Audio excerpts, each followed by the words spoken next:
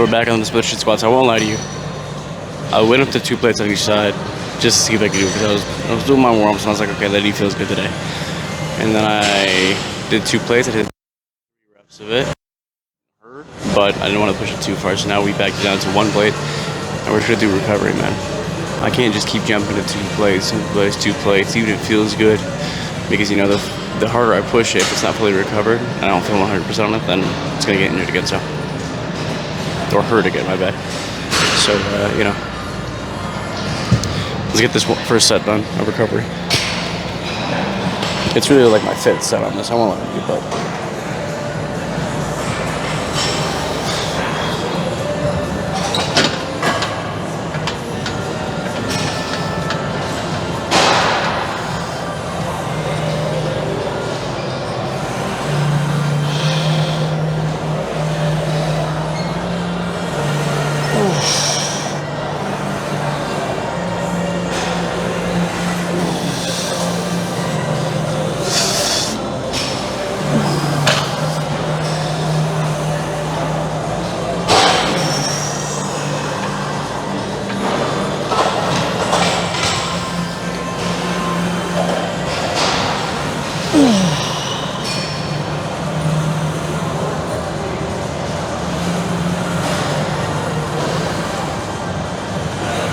Okay. Yeah, it was a good set. I mean, like I said, I wasn't trying to push myself too hard. This is my like 5th set. Like I did 2 sets at 135, then I put a 25 on, and then I put the 2 plates on. So this is like my 5th set, I think, somewhere in there. But yeah, it wasn't too bad. I mean, that 8th rep was starting, like I was starting to actually feel a little bit of exhaustion, but not on the knee. We're just focusing on form. Slow rep down, slow rep up as well. Usually don't go slow on the way up as well, because I'm focusing on tendon and ligament health. I'm doing it slow on the way up as well. So I think 1 or 2 more sets, and then I'll move on. On to set 2.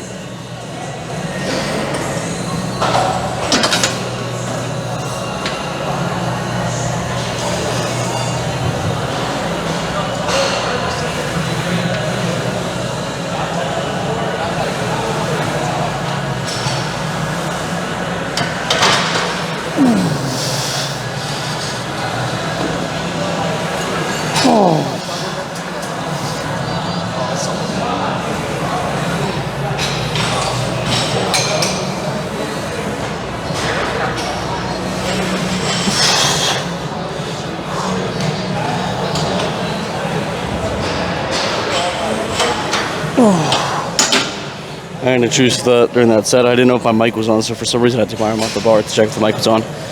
Pretty bad decision by me. Good second set though. We'll do 1 more. My quads are feeling juiced. Okay, last set. My quads are actually kind of getting fried from these 7 sets. I don't usually do. I won't say I've definitely done 7 sets of something before, but I usually don't do 7 sets of the same exercise. So, you know, my quads are actually fried, even though this is super lightweight. Just 1 plate on each side. Super slow rep is getting to me.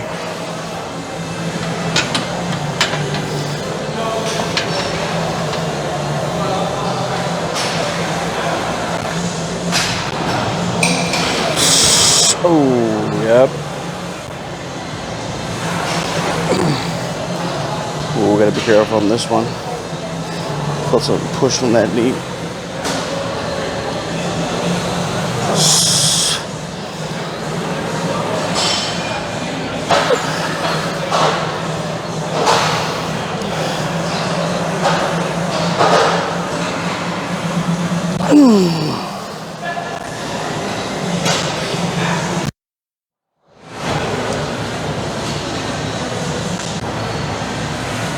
Okay. I'll stop her there. It may not look like it to you guys, but I'm like sitting on the back of my heels on this depth. Like, it looks like my quads are parallel to the floor when I look through the videos, but I swear I'm sitting on the back of my heels. So we'll see what happens next. I definitely get a hamstring.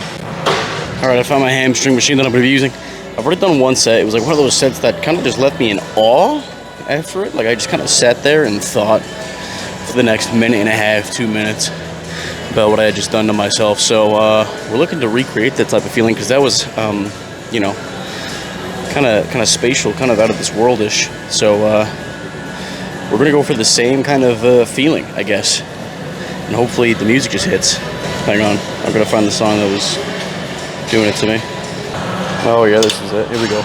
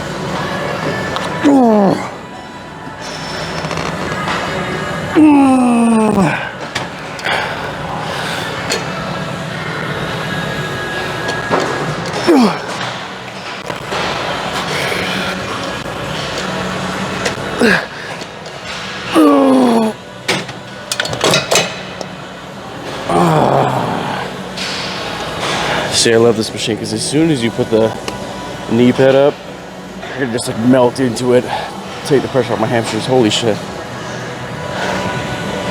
Oh, that was a good recreation. Holy.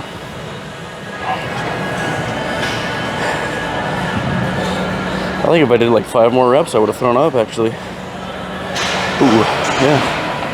That was my second set. That was a really good second set. Let's look for the same on the third, I guess. Alright, third and final set. You guys are fucking crooked. Yep, hopefully I didn't just press the power button right there. Okay. Oh, yeah.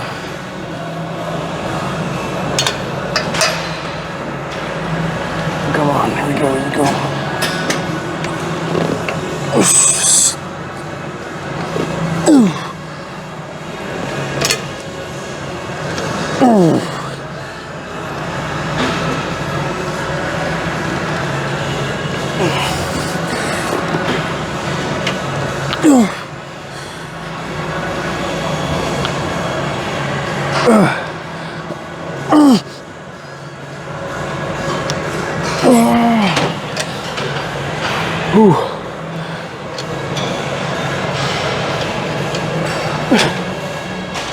Oh, fuck. Oh, fuck. Chalk it. It's all chalked. It's chalked. They're on fire. Ooh, it's like getting bit by fire ants. What's happening right now? Ooh.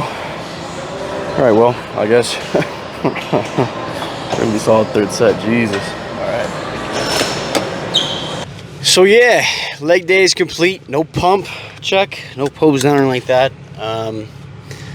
Same per usual. Somebody was over there. I didn't want to, like, you know, because like I like to have like a 5-foot radius to do the pose down, because I don't want anyone to feel like they're in the shot or they gotta move or something like that, you know. So I don't think I'm gonna be doing this with no sunglasses. I'll tell you what, man, my eyes burn. Okay, much better. Let me turn the air down one as well. Jeez, that shit was pumping. Anyways, yeah, fuck yeah, you know, we ripped it. I ain't gonna lie, okay, we ripped it.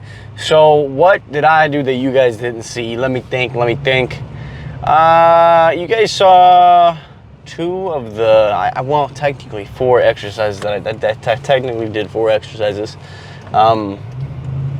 Because I did the Smith machine squats, and then I moved into the leg curls, and then right after the leg curls, I did a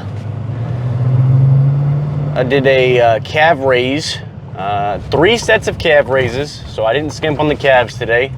Got a like actual decent pump out of the calves. Those things were rocking. I ain't gonna lie. This camera's not holding steady. Hopefully. What if I do something like this real quick? Maybe. We'll see. Yeah. All right, now that I'm stopped, let me lock this in place so it doesn't, okay. All right, maybe that's gonna be better. Yeah, I did the calf raises. I would say about 90% of you don't believe that I do calf raises whenever I say that I do them. Because look at my calves, they don't look like I do calf. I haven't given you guys like a leg pump check in a while, so like most of you probably don't even know what my calves look like right now. Dude, if man, I pose down because I was doing a pose down no camera. Because I'm fine just like flexing in front of the mirror, like that doesn't bug me if people see me doing that. But like I don't want people to think that I'm, you know, they're in my. I don't ever. Man, this person's in my shot. Because if this person is actually like bugging me that they're in my shot, it's probably because they're standing in front of my camera, which would be insane. Because I never place my camera more than like a foot away from me, so that would mean that they're like. They're touching me, you know, they're like in my bubble type thing. And at that point, it's not bugging me that they're in the shot, it's bugging me that they're in my personal space. You know, like bubble type thing. Like I use the 0.6 lens on my camera to film everything, so I don't have to set my phone super far away from me so people don't feel weird walking in front of it. So my phone is never more than a foot away from me.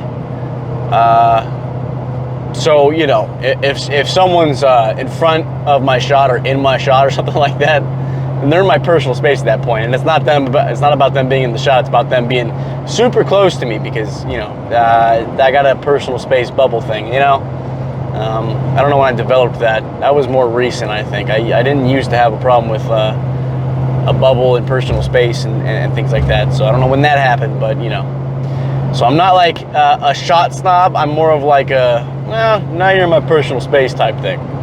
Like there was a leg day, I don't know, 2 leg days ago maybe, and someone like walked like right in front of the camera, but like that didn't bug me. What bugged me was that the dude, like there was no space between, I set up my camera like right between 2 machines, and like if he wanted to walk past the machines to go somewhere else, like he would have had to turn sideways and rub his back against me type thing. That weirded me out a little bit, you know, but that's less of like a, oh, he walked in front of my camera, more of like a, yo, there is so many other routes you could have taken that did not involve touching me type thing, you know. But anyways, I digress. You know, after those calf raises, I did 1 set of some very leaned back leg extensions. By lean back, I mean I set the support, the back support, way further back so that my upper body was more at like of an obtuse angle rather than a 90-degree angle, if you know what I'm saying. Apparently that activates more of the rectus form. This phone gets so hot recording. Anyways, yeah, I wasn't specifically trying to just hit the rectus form. I was doing it more for recovery of the knee because leg extensions, you know, slow, controlled, pause at the top, leg extensions, trying to get the knee health up there. And that was pretty much it for the leg workout. I know 3 exercises, 3. That's it. That's it, man. And I'll tell you why. Okay, so the quads, they're at a commish right now. The quads are at a commish as far as heavy lifting goes. You know what I'm saying? And it's all just recovery. However, on the 7 sets, whatever it was that I did, yeah, like 6 or 7 sets of the Smith machine squats, my quads were feeling it. Okay, on that last set, my quads were. Even the second to last set, my quads were starting to get juiced just from the recovery squats.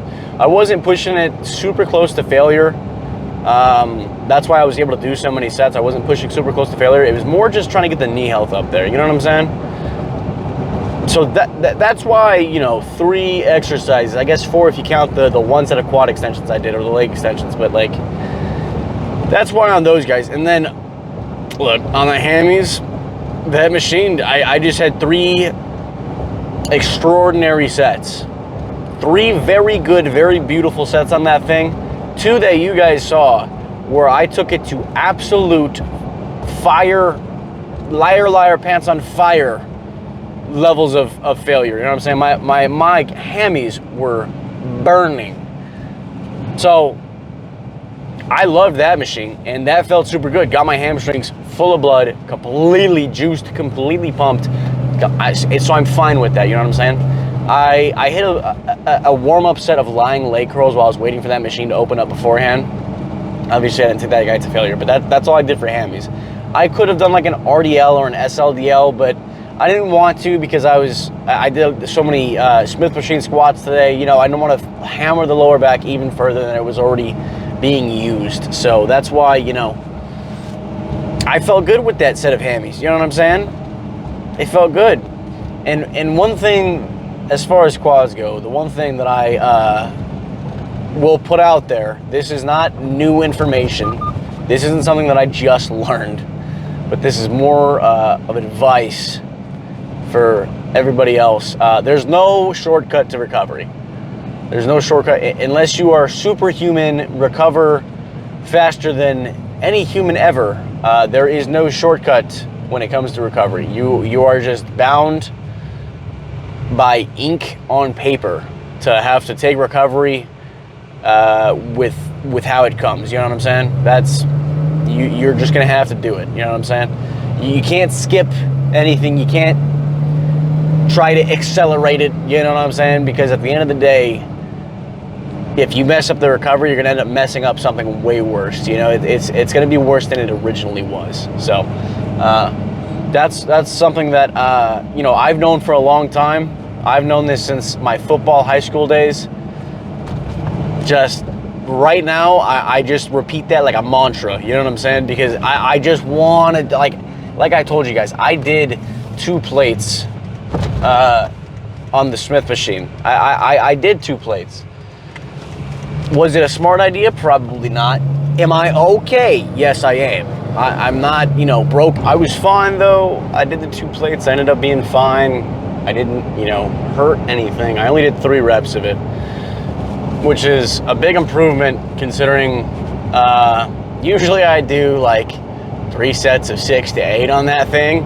So to be able to stop myself from doing more than 3 reps, because I was like, oh, it was more of like a, okay, I can hit this pain-free, but let's bring it back down, you know?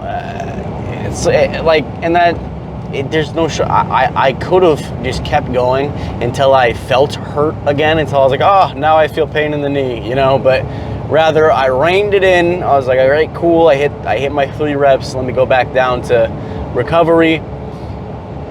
And that's what you guys saw was the after I hit the 2 plates and I went back down to my recovery sets because, you know, I really just wanted to focus on the knee health and make sure I wasn't going to end up re-hurting myself. And on that 3rd set, I felt like a little pull, a little tug in the knee, right where the patellar tendon's at. And I was like, oh, no pain or anything. It just felt like, you know, like a shift. You know what I'm saying? So no pain. I have no pain right now.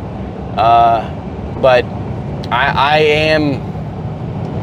am good. I'm good with taking the knee recovery a little bit slower because I'm not trying to re-injure myself, and that's what can happen when you like don't take the rehab seriously and you kind of just try and jump back into it when you feel okay, you know, like, oh, I took a couple of days off, so my knee feels good now, let me just jump right back into it. And then when you start to feel the pain again, you're like, nah, it's a little pain, let me keep going, you know? And don't say you haven't done that if you've done that, because I've done that, so I know how you think, okay? That's exactly how I think. Usually it's like, nah, my knee feels fine now, so let me just go through it. I got a little pain. It's whatever. I got 1 more set, 2 more sets. It hasn't given out yet. It's not that bad, you know what I'm saying? Like, and that'll get you. That's a little sneaky attack right there, man. That'll get you. That'll get you. But it is what it is. It's fine. Speaking of injuries, let's talk about my hip that I talked about last video or 2 videos ago, whatever it was. The hip is, it's hard to say if it's getting better because it feels like it might have spread a little bit to the front of my hip as well, which is kind of unfortunate, but I stretch every now and then, and anytime that I am sitting down and I remember like, oh yeah, stretching is good for it, let me do a little stretch. Or anytime that I am at home and I remember to ice it, I'll go get an ice pack and I'll ice it for 20 minutes, you know? Like, I'm doing things that it's gonna take to recover that, and I've chilled out on the bike, you know?